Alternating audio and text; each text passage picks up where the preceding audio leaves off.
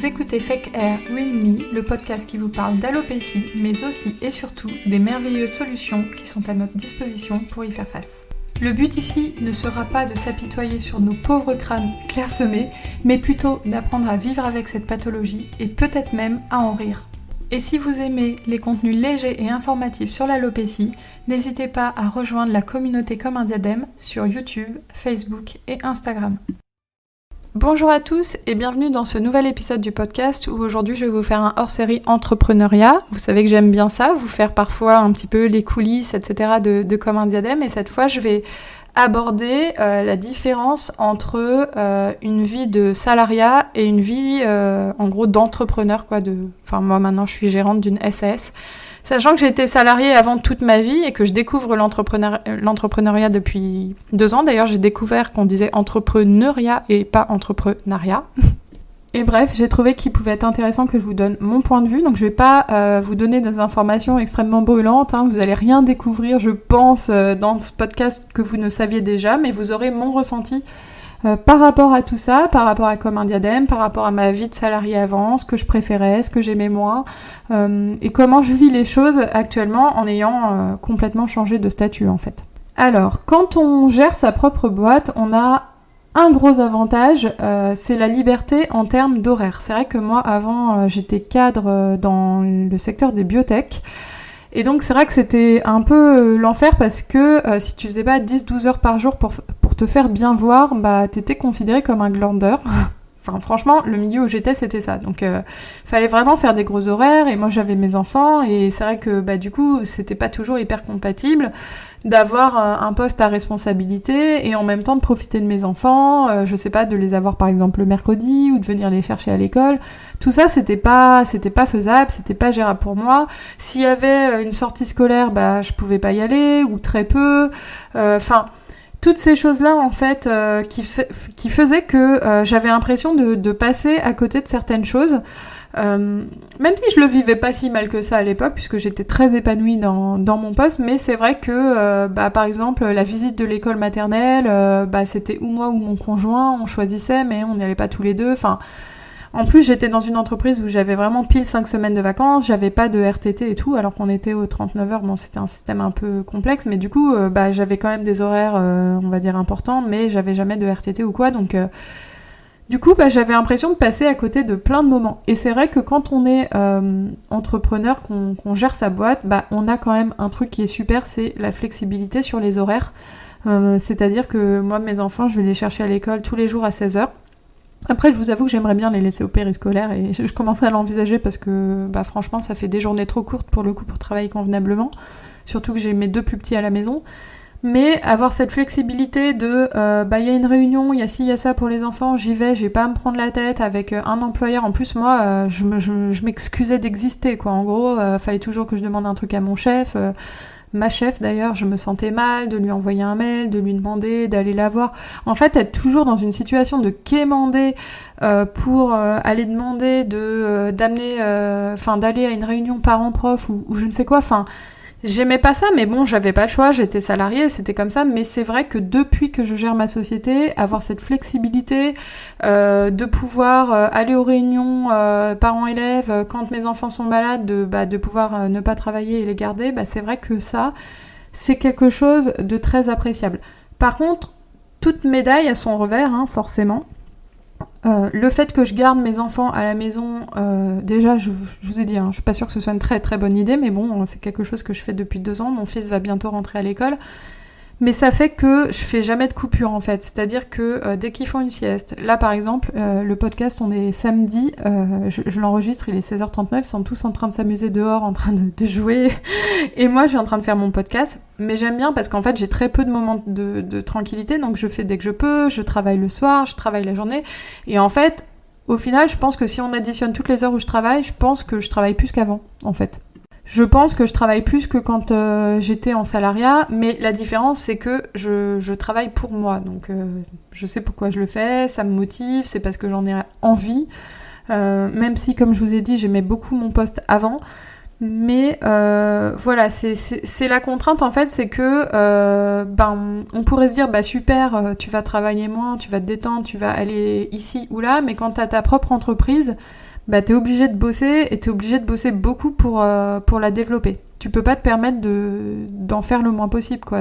D'ailleurs, dans un poste normal non plus, hein, mais je veux dire, moi j'en ai connu dans le salariat des gens qui faisaient pas grand-chose et voilà, ils restaient dans leur poste. Là, une entreprise, si tu te donnes pas à fond, ton entreprise, elle n'existe pas, en fait. Donc au final, oui, il y a une grande liberté sur les horaires. Moi, si j'ai envie de tout planter parce que mes enfants sont malades, je peux le faire.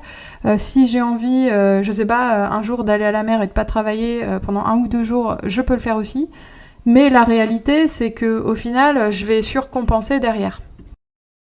Donc l'un dans l'autre, je pense que les deux sont assez équivalents, même si, comme je vous ai dit, c'est quand même assez appréciable de pouvoir faire un peu ce qu'on veut. Ensuite, je pense que je vais pas faire que me plaindre hein, dans ce podcast, mais je vous dis vraiment les choses comme je le ressens, donc je suis désolée d'avance si ça donne un peu cette impression-là, parce que en plus c'est un statut que j'ai choisi et que je souhaite conserver, donc si je le fais, c'est bien que ça me plaît et que c'est positif pour moi. Mais du coup, je vais vous donner les points qui pour moi sont quand même négatifs par rapport au salariat. Et je pense que le point majoritaire qui pose problème, on va dire, c'est tout ce qui est les vacances. Mais c'est aussi valable pour tout ce qui est maladie et congé maternité. C'est-à-dire que je m'étais pas rendu compte de ça, mais quand on gère un site de e-commerce, les vacances, c'est fini en fait. Mais vraiment, c'est fini. C'est-à-dire que moi, depuis que j'ai lancé, depuis 2 ans, alors ça m'est arrivé de partir en vacances, hein, mais il faut toujours que j'ai une connexion internet. Bon, ça, c'est la base, hein, on a souvent internet en vacances. Mais il faut toujours que je continue à gérer le site parce que, étant donné que c'est des produits qui coûtent en plus un certain prix, c'est compliqué de dire je vais pas calculer si jamais il y a une cliente qui s'inquiète du fait qu'elle ne reçoit pas son produit dans les 15 jours. Ou alors qui m'a fait un retour produit et qui voit que je n'ai pas encore remboursé. Et ça fait que depuis 2 ans, j'ai jamais décroché plus de 2 jours sans au moins consulter les mails. Alors ça a l'air de rien comme ça, consulter un mail, c'est vrai que c'est rien. Mais avant, quand je partais en vacances, je pouvais ne pas consulter mes mails en fait. Moi je sais que j'arrivais à complètement décrocher. Alors je sais que sur des postes de cadre, il y en a qui ne le font pas. Mais moi je le faisais et je m'autorisais ça. Et c'est vrai que avec Comme un diadème, je me suis rendu compte au bout d'un moment que ça c'était quelque chose d'un petit peu lourd entre guillemets pour moi, c'est de jamais décrocher, même à Noël et tout, même quand je me dis je vais pas y toucher pendant 1 semaine parce qu'au final c'est pas si grave de pas répondre pendant 1 semaine. La dernière fois à Noël j'ai voulu le faire et au final c'est encore mon merveilleux comptable dont je vous ai déjà parlé dans des épisodes précédents qui m'a demandé le 22 décembre de lui envoyer dans la journée ou dans le jour qui suivait X et Y factures parce qu'il se mettait à faire mes comptes à ce moment-là. Donc en fait ça c'est quelque chose qui je trouve est difficile. Et il faudra à terme que je trouve une solution, peut-être embaucher quelqu'un, mais c'est pareil, embaucher quelqu'un, déjà en France, embaucher quelqu'un c'est quand même des frais, et puis il faut le former avant, c'est juste pour partir 2 semaines, mais qu'il faut préparer ça pendant 2 mois avant, c'est un petit peu compliqué, et en fait, je pense que vous allez me dire, parce que je fais la conversation entre vous et moi là, préviens sur les réseaux.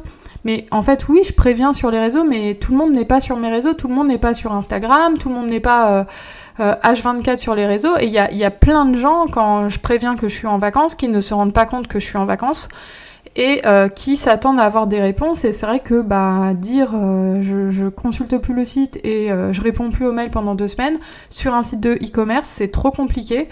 Et c'est vrai que ça, c'est un petit peu chiant, parce que des fois, j'aimerais bien juste décrocher, je pense que ça me ferait du bien.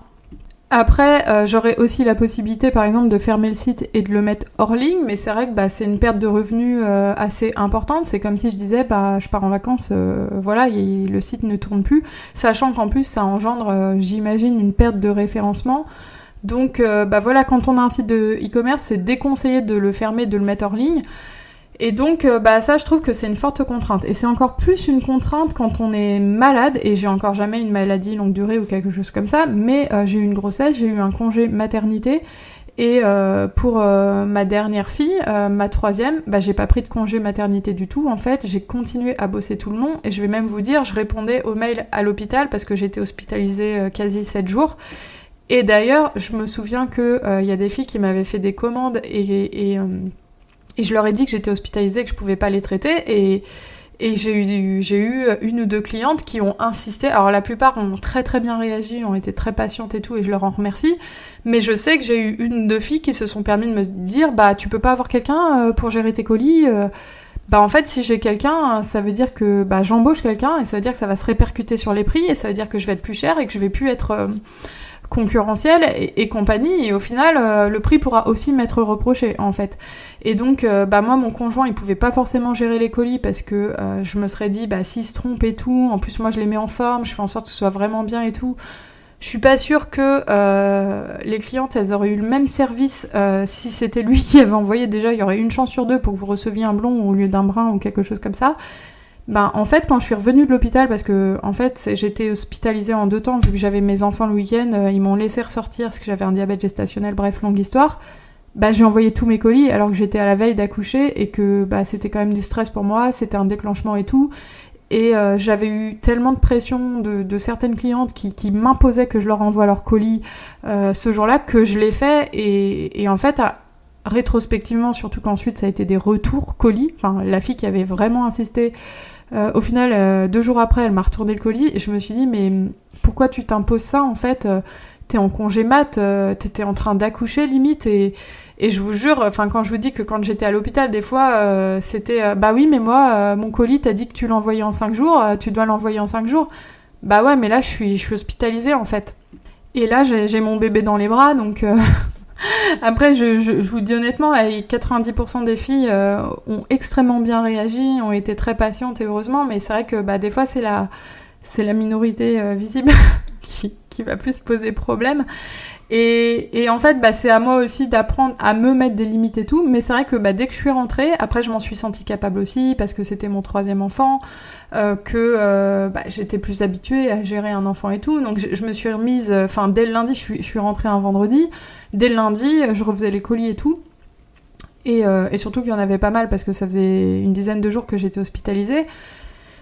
Ça c'est vrai qu'on n'y pense pas quand on est salarié, mais on a quand même un confort qui est important, c'est que quand t'es en congé mat, tu t'arrêtes, t'es malade, tu t'arrêtes, et en fait c'est beaucoup plus compliqué quand on a sa propre société et qu'on est seul en fait, parce que le moindre problème, moi je me suis déjà dit, si un jour j'ai un vrai problème de santé, genre un cancer et tout, mais je fais quoi en fait, là je pense que j'embaucherai quelqu'un, j'aurai pas le choix, on va pas parler de malheur, je touche du bois. Mais c'est vrai que ça, c'est quelque chose que j'avais pas anticipé, parce que quand on pense qu'on va gérer sa société et tout, déjà moi je m'étais pas dit que ça allait durer tant de temps que ça, je m'étais dit ça sera un à côté, je vais vendre 2 volumateurs par mois et tout, franchement j'avais pas du tout anticipé que comme un diadème ça prendrait cette ampleur-là.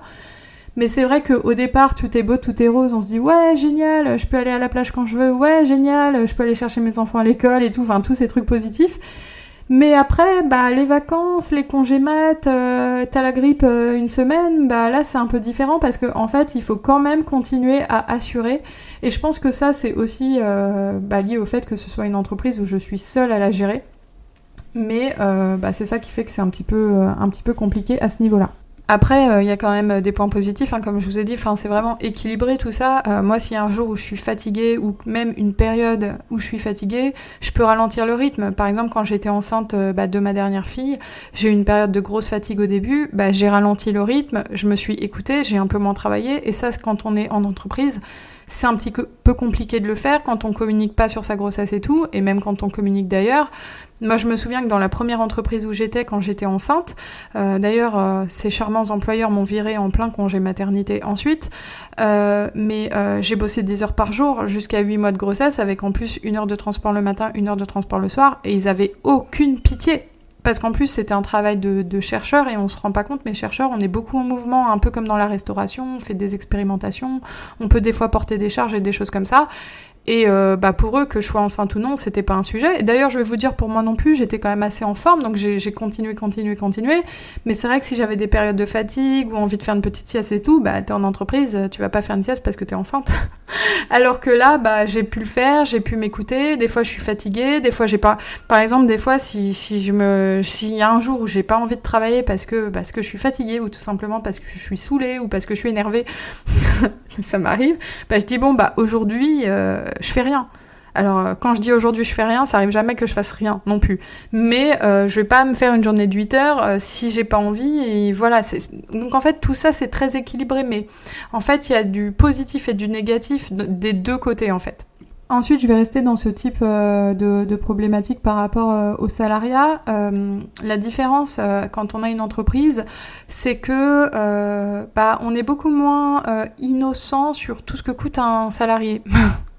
C'est-à-dire que moi, j'ai pas encore mis en place de salaire pour moi. Je suis pas encore salariée de ma société.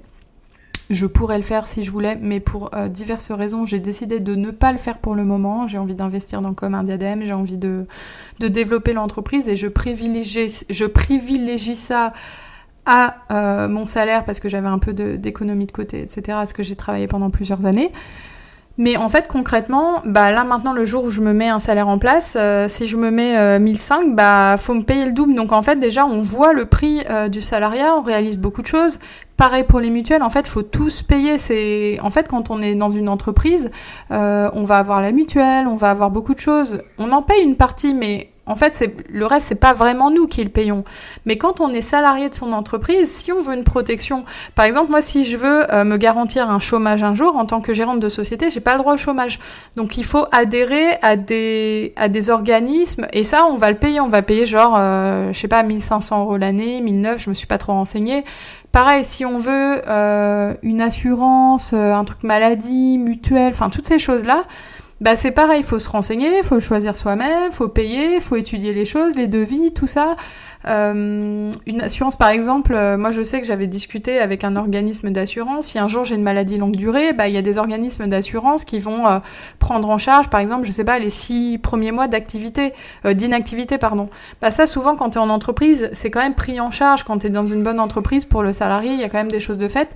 Là, si tu fais rien, le jour où t'as un problème, t'es pas protégé. Et moi, je sais que pour l'instant, je m'en suis pas trop occupée parce que l'entreprise, elle vient d'être lancée et tout. Enfin, ça fait 2 ans, mais bon, bref, j'ai eu d'autres priorités. Mais je sais aussi que tout ça, ça dépend de moi et qu'il y a personne qui va le faire pour moi et ça va être à moi de le payer intégralement.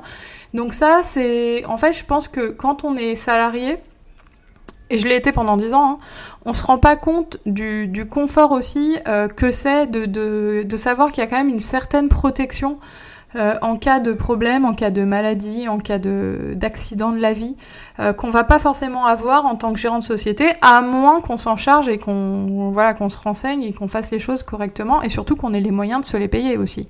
Parce que c'est vrai qu'en France, le salaire d'après ce que j'ai compris, par exemple, quand quelqu'un veut se payer 1500 €, il va payer à peu près le double en charges sociales, etc. Donc, en gros, ça serait à peu près un coût de 3000 €. Donc, mine de rien, là, tu le payes vraiment, tu le vois que tu le payes. Donc, c'est différent. C'est vraiment pas la même façon de penser que quand on est simple salarié, entre guillemets, en fait. Ensuite, j'ai envie de parler d'un point, j'ai envie de parler du stress de l'avenir. Alors là, moi, de toute façon, je suis une stressée. C'est ma personnalité, je sais pas si j'ai l'air comme ça sur les réseaux, mais je vous dis, je stresse, en fait, tout le temps. Il faut tout le temps que j'anticipe ce qui va se passer dans 10 ans, ce qui n'a pas de sens, en fait. Parce que j'ai fait ça toute ma vie, ça n'a jamais servi à rien, mes prédictions ne sont jamais bonnes. Quand j'étais dans le salariat, je stressais souvent de l'avenir de la société dans laquelle j'étais, parce que j'ai toujours été dans des petites boîtes qui avaient tendance à vivre sur des investisseurs. C'était des boîtes dans la recherche, donc en plus c'était assez compliqué. On savait jamais si la boîte elle allait vivre 6 mois de plus. Et c'est vrai que j'ai fait des boîtes comme ça pendant plusieurs années, donc j'étais en stress de l'avenir des boîtes dans lesquelles j'étais. Et en fait, ça m'a fait ça jusqu'à ce que je me fasse virer en plein congé mat. Je vous raconte ma vie dans cet épisode, mais ma première vraie expérience en sortie de thèse, j'ai été recrutée dans une boîte de biotech et en fait, j'ai stressé pour l'avenir de cette boîte, je me donnais à fond et tout. Et quand je me suis retrouvée enceinte, ils m'ont virée en plein congé mat. Alors, ils m'ont proposé une rupture conventionnelle, j'étais pas obligée de partir, mais... Mais voilà, quand on te propose de partir en plein congé mat, t'as pas trop envie de revenir du coup.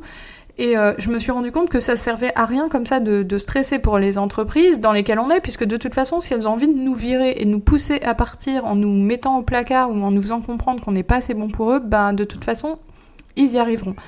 Mais c'est vrai que globalement, j'avais peur de mon avenir, de l'avenir de ma carrière et tout, mais c'est vrai que quand même, il y a le chômage en fait. Donc... à la fin, après ces expériences-là qui m'ont quand même fait un gros électrochoc, je parle du fait de me faire virer du jour au lendemain alors que moi j'avais un bébé d'1 mois dans les bras, j'ai commencé à un petit peu moins stresser et vu que j'ai bien rebondi après cet épisode-là, je me disais tu rebondiras. Quant à ta société, et moi il faut que j'apprenne à vivre avec ce stress-là, parce que je vous ai dit, le problème c'est que je suis une stressée, donc voilà, c'est mon problème. Mais de savoir que tout repose sur nos épaules, c'est assez difficile parce que des fois, moi, je me dis, mais qu'est-ce qui se passe si l'entreprise, elle existe plus pendant 5 ans ? Est-ce que je pourrais retourner dans la recherche ? J'ai quand même fait un doctorat en microbiologie. Est-ce que je suis pas en train de tout foutre en l'air ? C'est quand même des vraies questions qui se posent et je me dis, j'ai aucune idée de l'avenir de cette entreprise. Est-ce que dans 1 an, elle fonctionnera encore ? Est-ce que dans 2 ans, 3 ans, 4 ans, comment sera l'état du marché, en fait ? Et ça, c'est un stress qui est compliqué à gérer pour moi. Alors, j'essaie de pas trop y penser. J'essaie de vivre au jour le jour. Mais voilà, stress de l'avenir. Mais en même temps, ça, c'est pas forcément lié à l'entrepreneuriat ou au salariat, parce que j'ai toujours été comme ça, que je sois salariée ou gérante d'une société. Mais c'est vrai que je trouve que c'est difficile d'avoir une telle pression sur ses épaules que, en gros, on se dit, cette entreprise, ce qu'elle va devenir, c'est uniquement sur mes épaules. Et d'ailleurs, ça, c'est un autre point que je voulais aborder aussi par rapport au salariat, c'est que dans une entreprise, il faut être touche à tout. Mais il faut être capable de gérer la comptabilité, il faut être capable de gérer les relations avec un comptable manifestement récalcitrant.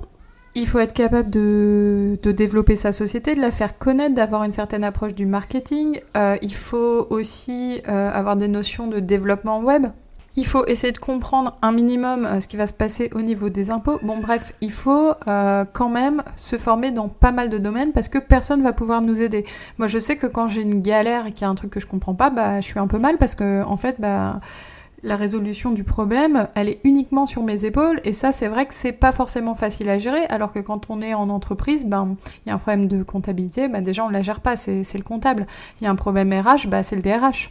Il faut anticiper toutes les commandes. Moi, je sais que, par exemple, si ça m'arrive d'oublier, c'est assez rare, mais de recommander des cartons d'envoi pour comme un diadème, il y a personne qui va le faire pour moi.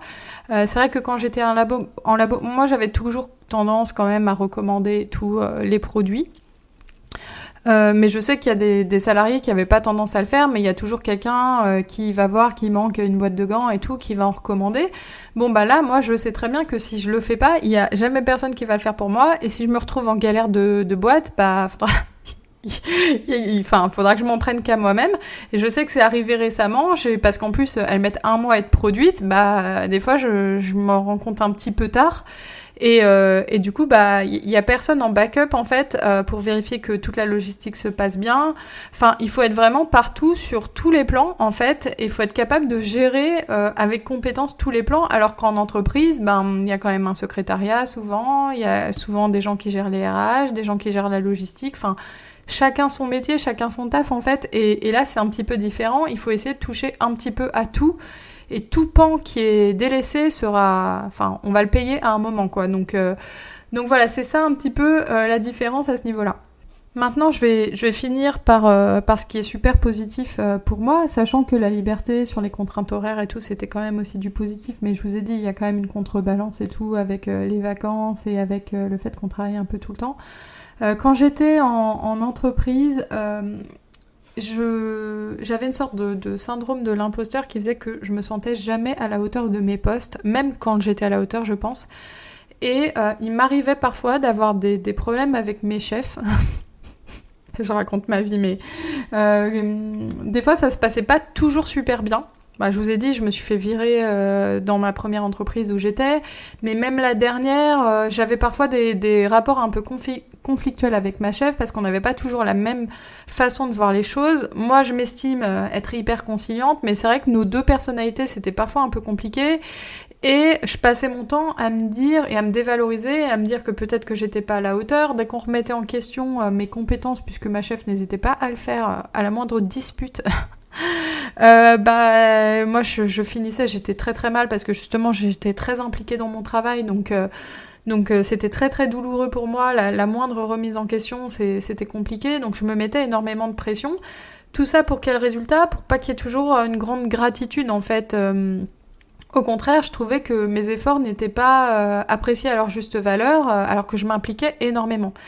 Là, la différence avec Comme un diadème, c'est que quand je me mets énormément de pression parce que je m'en mets, les retombées, elles sont pour moi, déjà. Je travaille pour mon entreprise, pour le développement de mon entreprise. Quand c'est des ventes, c'est pour moi, c'est pour mon entreprise. Et ça, c'est hyper positif. Et c'est aussi hyper positif de se rendre compte que pour une fois, il n'y a pas de jugement négatif de la part de gens qui sont au-dessus ou en dessous de moi, parce que j'ai géré une équipe dans l'entreprise où j'étais, et comme je pense tout responsable, ça peut aussi arriver d'être critiqué par les gens en dessous. Dès que je faisais un pas de travers, on m'attendait au tournant. Elle sait pas gérer, elle est ci, elle est ça, enfin bref, les gens, ils sont pas toujours tendres dans le monde du travail, en fait. Et en fait, là, il y a que moi pour me mettre de la pression, et en fait, ce que je dois dire, c'est que quand même, ça a l'air de bien fonctionner. Donc des fois, je me dis, tous ces employeurs-là qui me faisaient comprendre parfois que ça allait pas, quand je me suis fait virer en congé mat, c'est « mais tu n'es pas assez excellente pour nous ». Bah oui, en plein congé mat, ils m'avaient augmenté 6 mois avant, mais dès qu'ils ont su que j'étais enceinte, j'étais plus assez excellente pour bosser avec eux. Là, je me dis, pour une fois, Laure, tu travailles pour toi, en fait, et pour tes clientes, du coup. Et c'est vrai que les clientes, j'ai que des retours positifs. En 2 ans, c'est quasi jamais arrivé que j'ai des retours négatifs. Et quand c'est arrivé, c'était franchement des personnes qui avaient un problème. Une fois, il y a une fille qui m'a écrit sur YouTube, « Oui, tu vends du synthétique précoupé ». Enfin, c'était dans sa tête complètement. J'ai jamais vendu de produits en synthétique. Enfin voilà, c'était des cas comme ça, donc et encore, il y en a eu 1 ou 2, mais globalement, depuis 2 ans, j'ai eu que des clientes qui sont super satisfaites, qui me font des retours très très positifs, et donc je me dis, en fait, je fais bien mon travail, en fait, les filles sont contentes, les femmes sont contentes de la manière dont je gère cette entreprise, et globalement, Comme un diadème se développe bien, et je me dis, en fait, là, pour une fois, tout ce que je fais, ça a des retombées positives, et je les vois, et il n'y a pas à attendre l'approbation d'un manager, En fait, je suis mon propre chef, en fait, et c'est juste à moi de me dire, est-ce que t'es à la hauteur de ce que tu fais ?